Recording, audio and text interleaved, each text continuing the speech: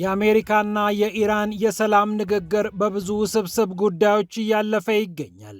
አሜሪካ በፍጥነት ያልቃል፣ ኢራን ደግሞ እርግጠኛ መሆን አልችልም እያሉ ይገኛሉ። የኢራኑ መሪ አያቶላህ ሞጅተባ ኻሜኒ ደግሞ ከተደራዳሪዎቻቸው ጋር በቅርብ ርቀት እየተመካከሩ መሆኑ ታውቋል። ሆርሙዝን ቀድሞ አስከፍቶ ስለ ኢራን ኒኩሌር በኋላ እናወራለን የተባለለት ይህ ስምምነት አሁንም በአጣብቅኝ ውስጥ እንደተጓዘ ይገኛል። ይህ እንደተጠበቀ ሆኖ እስራኤልና ሂዝቦላህ መቀጣቀጣቸውን ቀጥለዋል።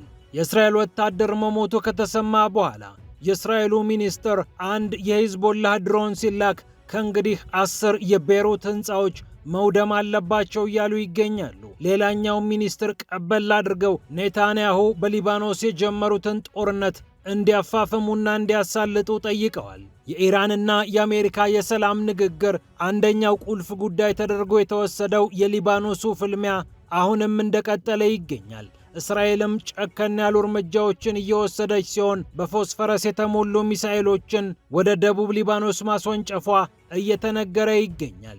ይህ እንዳለ ሆነው የትራምፕ ቀኝ እጅ ሳውዲ አረቢያን ጨምሮ የሙስሊምና የአረብ ሀገራት ከእስራኤል ጋር የማይስማሙ ከሆነ ከባድ ዋጋ የምናስከፍላቸው ይሆናል ብለዋል። የኢራኑ የሰላም ስምምነት ይህንን ማካተት አለበት ወይ? ከእስራኤል ጋር በአብርሃም ስምምነት ታቅፈው አብረው ይኖራሉ፣ ካልሆነ ግንኙነታችን አደጋ ላይ ይወድቃል ብለዋል። በሌላ በኩል ኔቶ ሰራሽ የሆነ ፈንጂ የተጠመደበት መርከብ በሩሲያ ወደብ መልህቁን ሲጥል እጅ ከፍንጅ እንደተያዘ ተሰምቷል። ሩሲያም ፈንጂውን መርምሬዋለሁ፣ ከየት እንደመጣ ለምን እንደመጣ ይገባኛል ብላለች። አስደንጋጩን የምርመራ ሪፖርትም ይፋ አድርጋለች። ፒያሳ ኔትወርክን ስትከታተሉ ሁሉንም በጥልቀት ታገኛላችሁ። ፒያሳ ኔትወርክን ሰብስክራይብ፣ ላይክ እና ሼር በማድረግ የፈጣን የተአማኒና የጥልቅ ዘገባዎች ቤተሰቡን ስንል በአክብሮት ጋብዘናል። አሁን ወደ ጉዳዮቻችን አለፍን።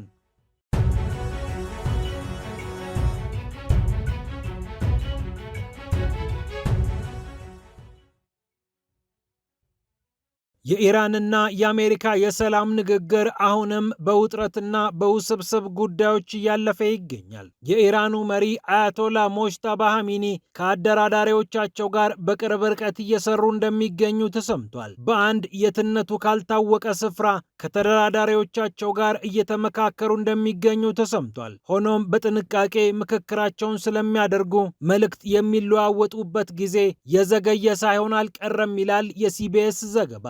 ይህን ተከትሎ የሰላም ንግግሩ ጊዜ እየወሰደ እንደሚገኝ የአሜሪካው መገናኛ ብዙሃን ዘግቧል። ምናልባትም የአሜሪካው ፕሬዝዳንት ዶናልድ ትራምፕ ለመስማማት አንቻኮልም ያሉት አንድም ይህንን ምክንያት አድርገው ሊሆን እንደሚችል እየተጠረጠረ ነው። በጣም በቅርቡ ይጠናቀቃል፣ የሰላም ስምምነት ይኖረናል ብለው የአሜሪካው ፕሬዝዳንት ዶናልድ ትራምፕ እና የውጭ ጉዳይ ሚኒስትሩ ማርኮ ሩቢዮ ቢናገሩም ኢራን ግን እርግጠኛ አትሁኑ ብላለች። አዎ በንግግሩ በጣም የተሻሉ ነገሮች ላይ ደርሰናል፣ ሆኖም ስምምነቱ የማይቀር ነው ብሎ መናገር አሁን ጊዜው አይደለም ብለዋል የኢራን የውጭ ጉዳይ ሚኒስቴር ቃል አቀባይ የሆኑት ኢስማኤል ባቄ።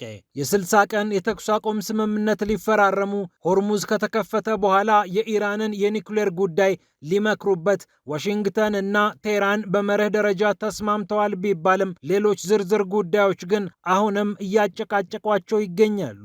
ኢራን ሳታስበው ያገኘችውን በለስ ለማጣጣምም ጥረት እያደረገች ትገኛለች። አጋጣሚውን ተጠቅማ በአሜሪካ የታሰረባትን ሀብት ለማስፈታትና የተጣሉባትን ማዕቀቦች ከጫንቃዋ ላይ ለማንሳት ካልሆነም ለማቃለል ቴህራን ከፍተኛ እንቅስቃሴ ላይ ትገኛለች። ሆኖም ታዲያ ዝርዝሩ ዋሽንግተንንና ቴህራንን በፍጥነት እያስማማቸው አይደለም። የአሜሪካው የውጭ ጉዳይ ሚኒስትር ማርኮ ሩቢዮ ብዙ ዝርዝር ነገር ልነግራችሁ አልችልም፣ ከኢራንም ምላሽ ለማግኘት መጠነኛ ጊዜ መጠየቁ አልቀረም እያሉ ይገኛሉ። ይሁንና የውጭ ጉዳይ ሚኒስትሩ ማርኮ ሩቢዮ እንደሚናገሩት አሜሪካ የሰላም ስምምነቱን መፈረም ካልቻለች ወደ ሌሎች አማራጮቿ የምታመራ ይሆናል። እሰይ ሁለቱ ሀገራት ሊነጋገሩ ነው፣ ሆርሙዝም መከፈቱ አይቀርም በሚል ተስፋ የነዳጅ ዋጋ በመጠኑ ዝቅ ብሎ የነበረ ቢሆንም ሁኔታው ግን ከላይ እንደሚታየው ቀላል አለመሆኑን ብዙዎች እየተናገሩ ይገኛሉ።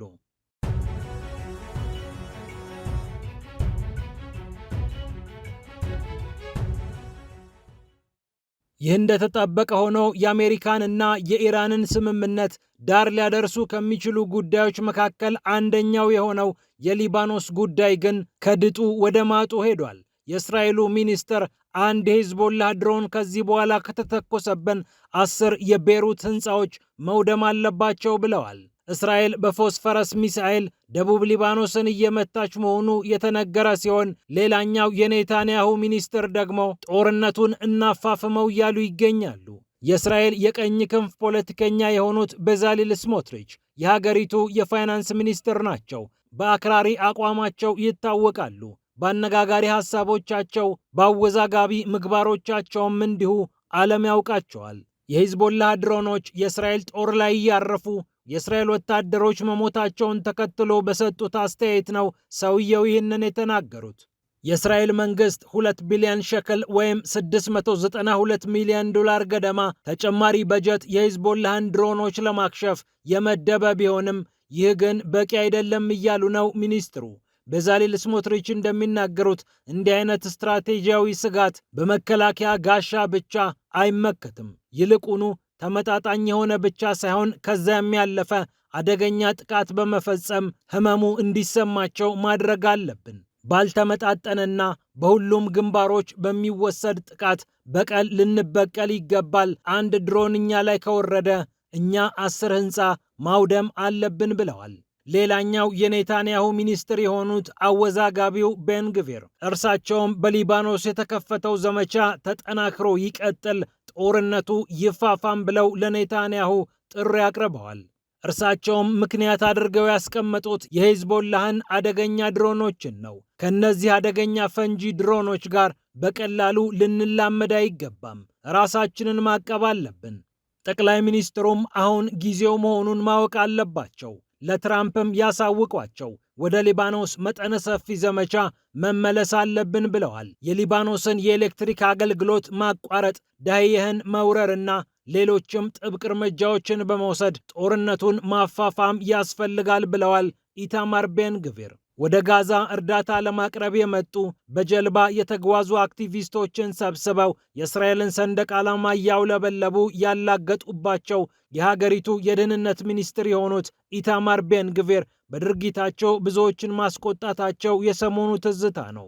ፈረንሳይም እኒህ ሰው ሀገሬ ድርሽ እንዳይሉ ብላ እንዳገደቻቸው ይታወቃል። ርካሽ የሚባሉት የሂዝቦላህ ድሮኖች የእስራኤልን ጦር ክፉኛ እየፈተኑ ከመሆናቸውም ባለፈ 80 በመቶ የሚሆነውንና የደቡብ ሊባኖሱን ግስጋሴ 80 በመቶ መግታታቸው እየተገለጸ ይገኛል። የእስራኤልም ጦር በዚህ መሰረት ከበድ ያለ እርምጃ እየወሰደ ነው። በፎስፈረስ ኬሚካል የተሞሉ ሚሳኤሎችን እንደተኮሰ የሊባኖስ ብሔራዊ የዜና ኤጀንሲ ዘግቧል። በደቡብ ሊባኖስ ቅሌላህ አካባቢ ነው ከባድ ተኩስ የተከፈተው። ይህ በፎስፈረስ ታግዟል የተባለው የሚሳኤል ጥቃት በእርሻ መሬት ላይ እንደወደቀ ታውቋል። ጥፋት ሲያጠፋ የእርሻ መሬት አልቀረውም ተብሏል። ከኦክስጂን ጋር በሚጋጩበት ሰዓት አደገኛ ፍንዳታ የሚፈጥሩት የፎስፈረስ መሳሪያዎች በተለይ ሕዝብ በተሰበሰበባቸው አካባቢዎች በፍጹም ጥቅም ላይ እንዳይውሉ ዓለም የተስማማ ቢሆንም እስራኤል ግን እየተጠቀመችው ትገኛለች ብላ ሊባኖስ በተደጋጋሚ እየወቀሰች ነው።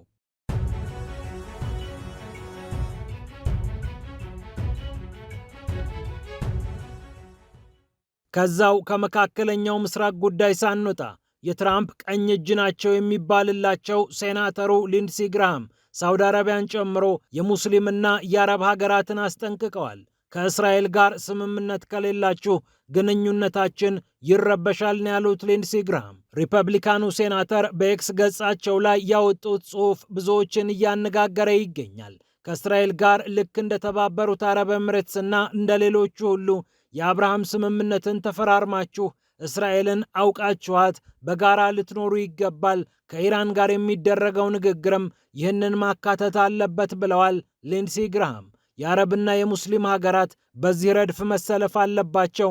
ትራምፕም ይህንን ነገር ቢያሳኩ ብልህ መሆናቸውን ያሳያሉ ሲሉም አክለዋል። አዲሱ መካከለኛው ምስራቅ እጣ ፋንታው ያምር ዘንድ ይህ መሆን አለበት። ፕሬዝዳንት ትራምፕም ይህንን ያደርጋሉ ብዬ እጠብቃለሁ። የአረቦችና የእስራኤሎች ግጭት ማቆም አለበት። ይህ የሚሆነው ግን አረቦቹና ሙስሊሞቹ የአብርሃም ስምምነትን ከፈረሙ ነው ብለዋል። ሆኖም ሳውዲ አረቢያ፣ ኳታርና ፓኪስታን ከእስራኤል ጋር እንዲስማሙ በሊንድሲ ግራሃም ጥሪ የቀረበላቸው ሀገራት ናቸው። ታዲያ እነ ሳውዲ አረቢያ ይህንን የማያሳኩ ከሆነ ከአሜሪካ ጋር ያላቸውን ግንኙነት እንደሚያበላሹ ይወቁ ሲሉ የትራምፕ ወዳጅ የሆኑት ሴናተር ማስጠንቀቂያ ሰጥተዋል። በእስራኤል ጉዳይ ላይ የማይደራደሩት የተባበሩት አረብ ኤምሬትስ ሄደው የእስራኤል ወዳጅ የሆነችው ኤምሬትስ ጋር ደርሼ መጣሁ የሚሉት ሊንድሲ ግራሃም ከኢራን ጋር አሜሪካ የምታደርገው ስምምነት እስራኤልን በፍጹም መጣል እንደሌለበት ከሰሞኑ መጠየቃቸው የሚታወቅ ነው።